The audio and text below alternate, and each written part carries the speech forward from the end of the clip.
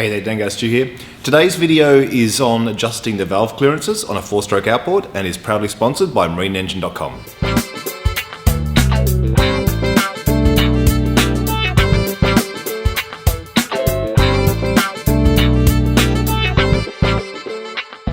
Today's viewer t-shirt photo is Michael here from Thailand. He's there rocking out in his studio. So we'll whack him up on the board and then we'll go and have a look at this outboard. This is actually the outboard from the Green Machine. It's a 40 Honda 4-stroke. Obviously I've already got the cowling off. This outboard normally also has a flywheel cover that I've lost. I don't know, I don't have it anymore. So we're sort of 2 steps into it. Next thing I do is take the spark plugs out. So I'll just pop the HT leads off and then we'll pull all 3 spark plugs out. The reason I'm going to take these spark plugs out is because we need to rotate the flywheel to do this job and we need to position it quite accurately. And when the spark plugs in, we'll start to build compression above the piston. So as you get towards top dead center on that piston, the pressure will sort of build up, it'll be hard to turn the flywheel. Then as soon as it passes top dead center, that compression is going to want to push it down the other side. So we get rid of all that effect by taking the plugs out. Of course, being a Honda, one of the hardest things in this whole job is getting the spark plugs out. I end up using one of these little tube sockets like this, the 18mm one, because they're so recessed into the cylinder head that it's really tight. A thick walled socket just won't fit. All right, last one out. Now we're going to disconnect a couple of hoses from the valve cover. We've got a couple of hoses attached to this valve cover. The top one here is just a breather. So it's sort of a crankcase breather that comes back into the airbox. So we'll just pop this one off. Then this bottom one's just an oil return so oil can come back down into the sump. Now to get the valve cover itself off, there's just a whole lot of 10mm flange fasteners, so we'll undo those.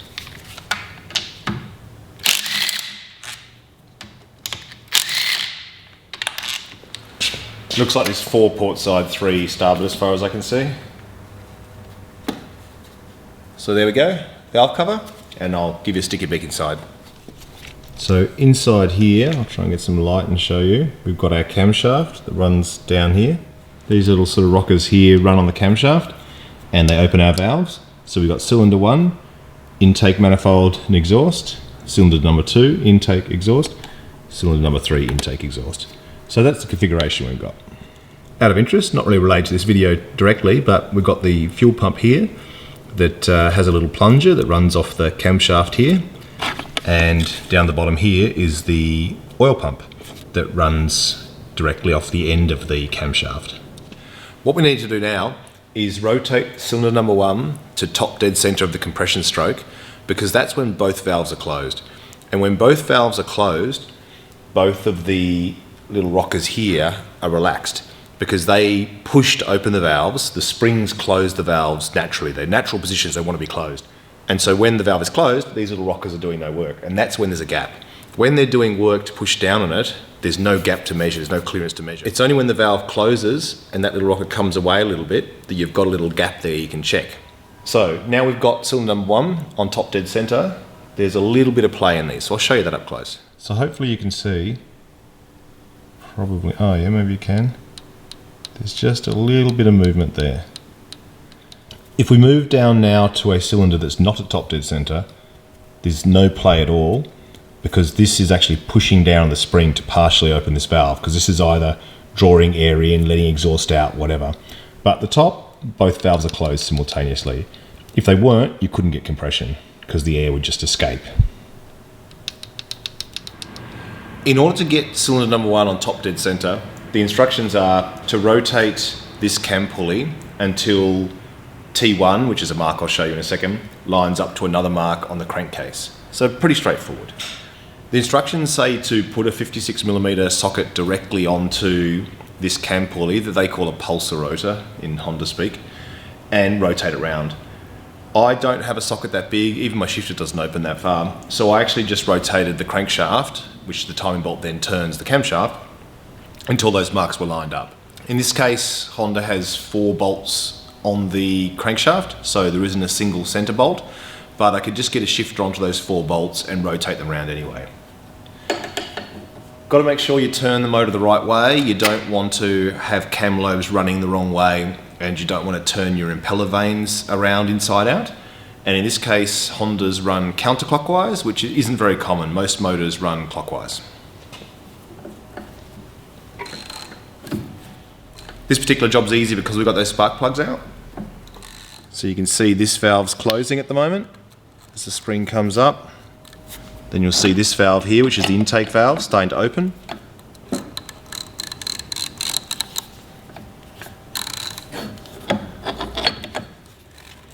And then we can see here the exhaust valve opening.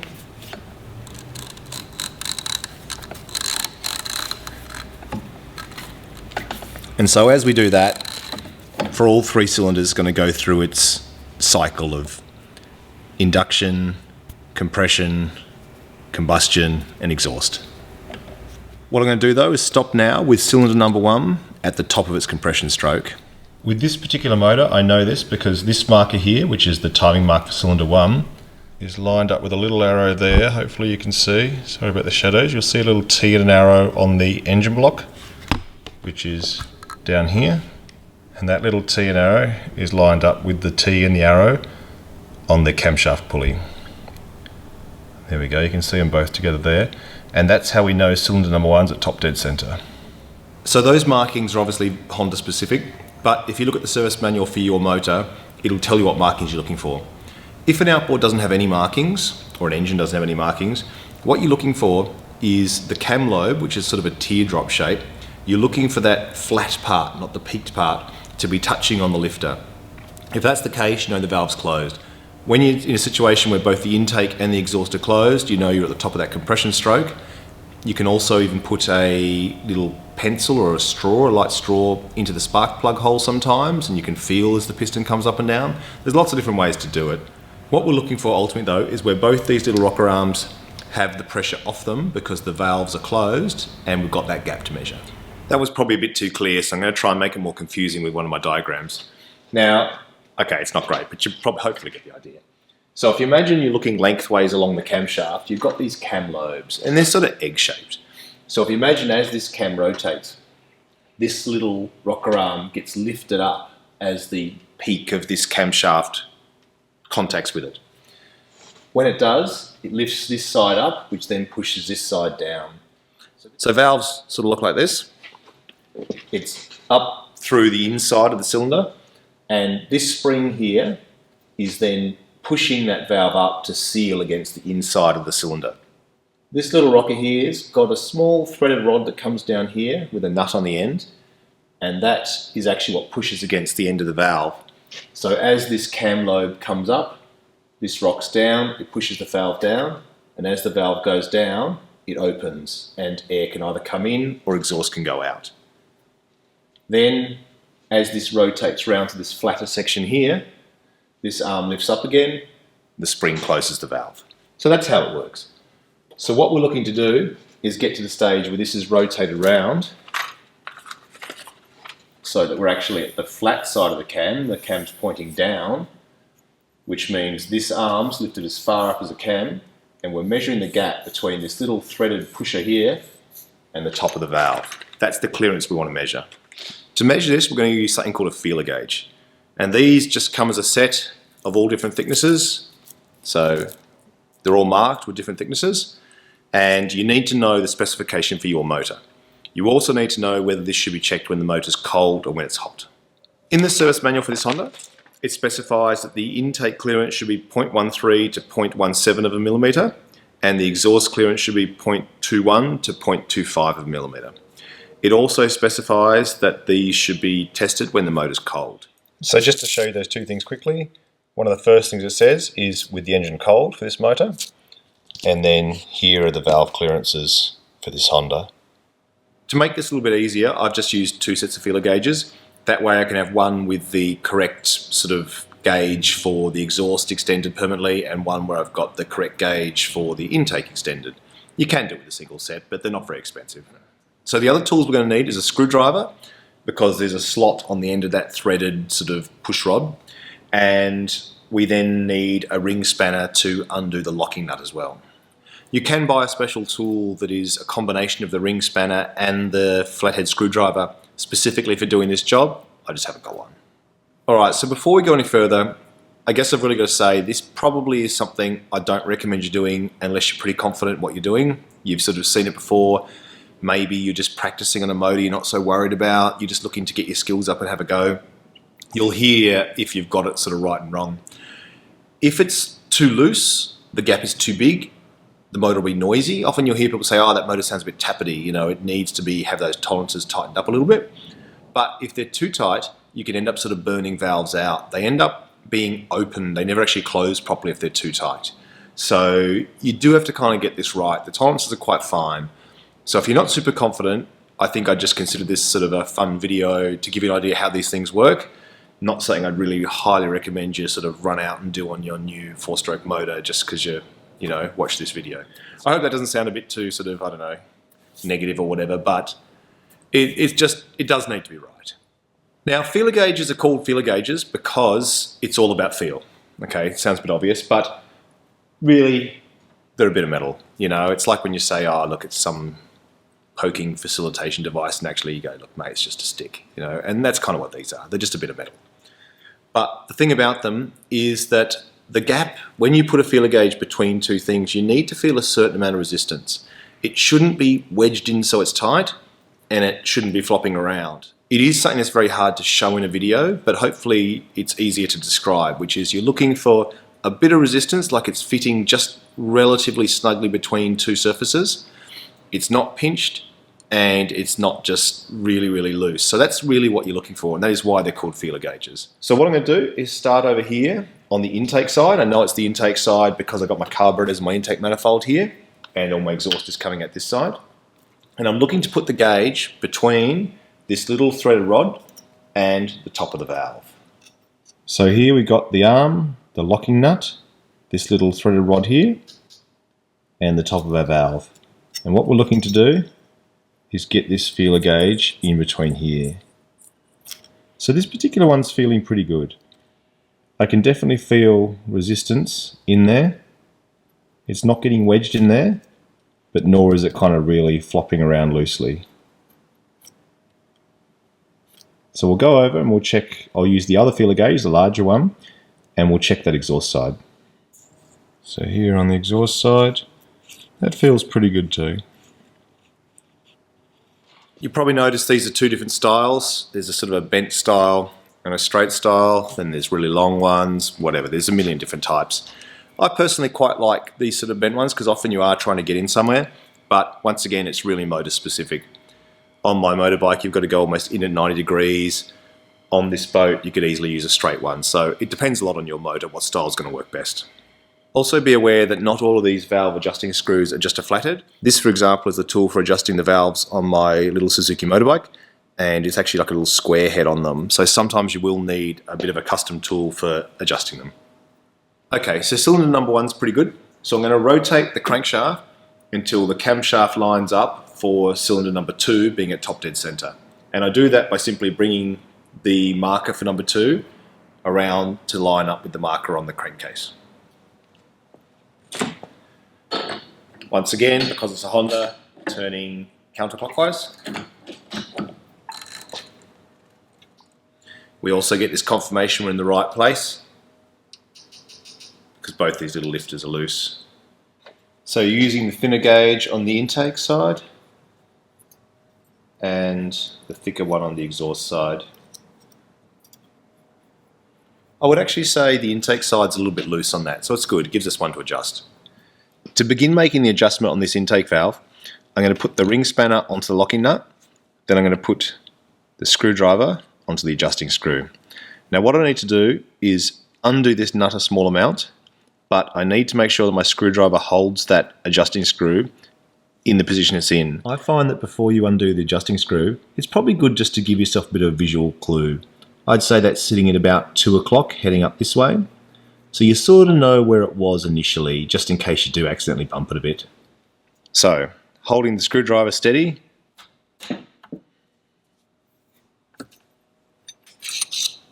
Now what I'm going to do is just move it to about 3 o'clock.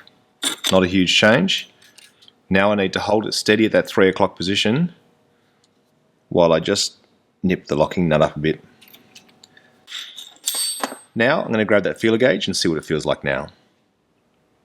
So putting that feeler gauge in there, that's actually too tight. I can't fit that in properly anymore. So it goes to show how small an adjustment it really needed. To be honest, if it wasn't a video, I probably would have left it where it was, but you know. Going to go back, hold it, undo the locking nut, change this to 230.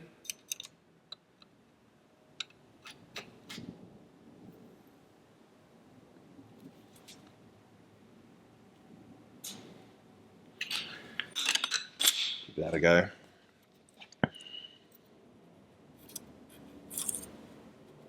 So that's pretty good now. Pretty comfortable with that. That feels much more like the top one did originally. There is a torque setting for these locking nuts. I think it was about 23 Newton meters, but I'll check that for you. Alright, I'm happy with that. I actually think that is better than it was. Still feels there's a little gap, but it's not too big now.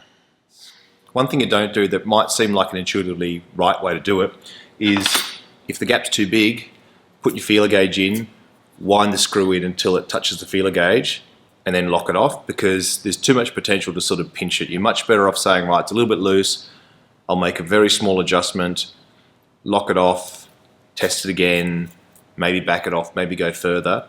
But putting the feeler gauge in when you adjust it never works.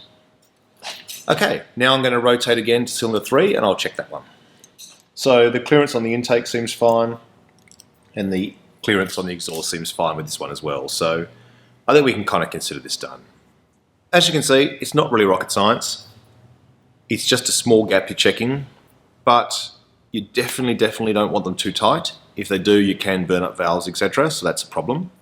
Why is there a gap at all, you might ask? And it's my understanding it's there to compensate for heat as the motor expands as it gets warm. I might be wrong, but that's just a recollection. I can't remember where I heard that, but I believe it to be true. One other thing that's really important to get right is to have that locking nut tight again.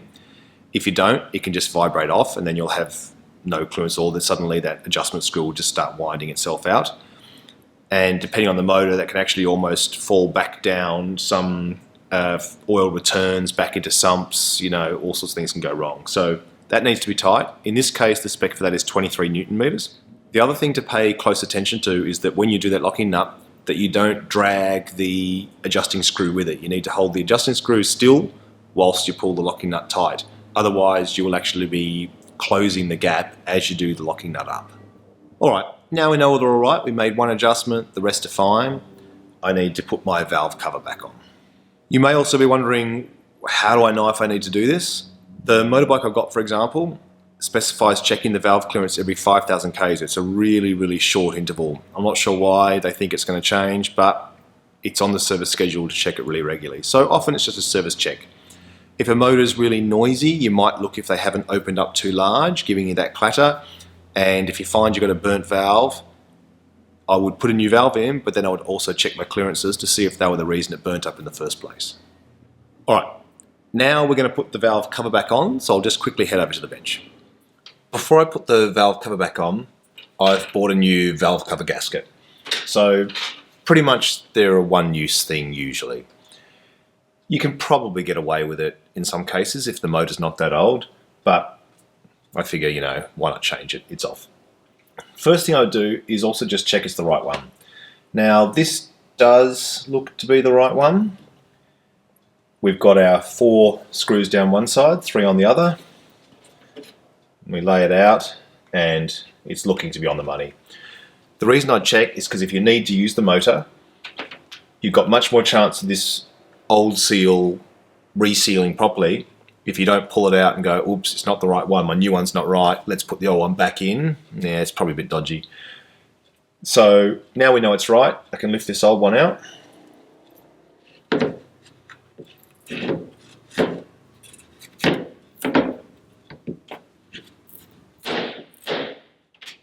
Looks like it might have been sealed in the 4 corners. I think this is some sort of sealant. Yeah, it's quite flexible still, but I think I'm just going to press this one in. The nice thing about this is it actually sits inside a channel, so it's not going to flop around and get dislodged when we go to put the cover back on.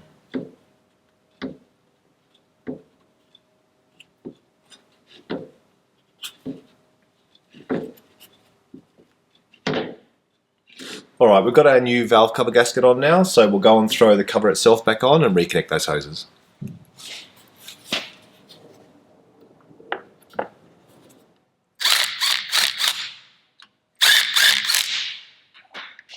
I'm just going to run around these fasteners now and make sure they're all done up evenly. There's no compression gases being contained by this gasket or the valve cover gasket, it's just to stop oil leaks.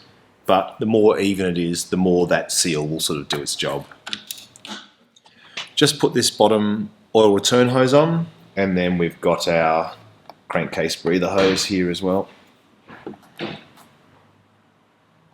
Now I'm just going to pop the spark plugs back in and pretty much job done. So I hope you enjoyed this video. I hope it gives you a few ideas about what this job involves.